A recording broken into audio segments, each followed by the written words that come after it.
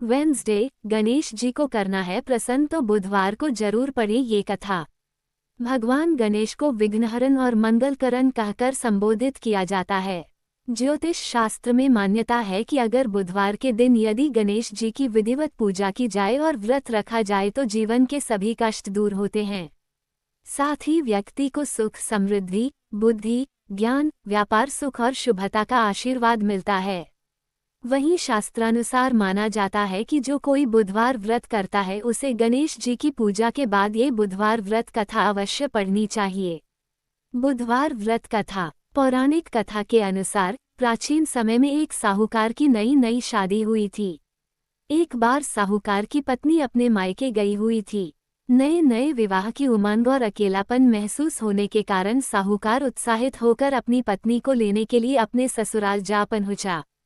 वहां जाने पर उसकी बड़ी खातिरदारी की गई, लेकिन एक मुश्किल ये थी कि साहूकार अपने ससुराल पत्नी से ठीक से बात भी नहीं कर पा रहा था।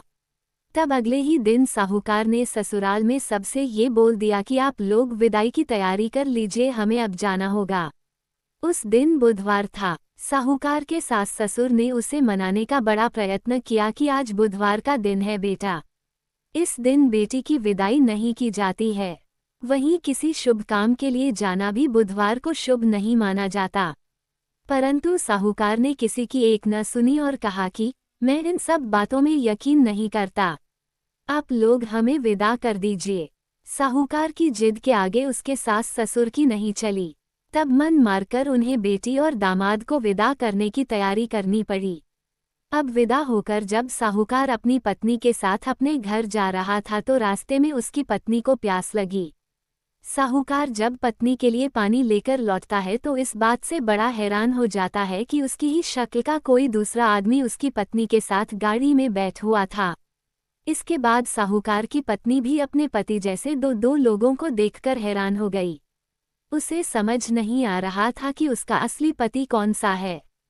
तब जैसे ही साहूकार ने गाड़ी में अपनी पत्नी के पास बैठे व्यक्ति से ये पूछा कि तुम कौन हो, तो उस हमशक्ल ने उत्तर दिया कि मैं तो फलां नगर का एक साहूकार हूँ और अपनी पत्नी को उसके मायके से लेकर अपने घर जा रहा हूँ। लेकिन तुम कौन हो जो मेरा वेश रखकर यहाँ आए हो। उन दोनों के बीच की यह बहस धीरे धीरे करते झगड़े में बदल गई। झगड़ा बढ़ने पर वहां के सिपाही उधर आ पहुंचे और दोनों साहूकारों को पकड़ लिया। अब सिपाही भी असमंजस में पड़ गए कि दोनों की शक्ल एक जैसी कैसे है। तब सिपाही ने साहूकार की पत्नी से पूछा कि तुम बताओ तुम्हारा असली पति कौन सा है। साहूकार की पत्नी खुद बड़ी दुविधा में थी। इस परेशानी से बचने के लिए साहूकार ने हाथ जोड़कर भगवान से विनती करना शुरू कर दी कि हे भगवान, ये कैसी माया है।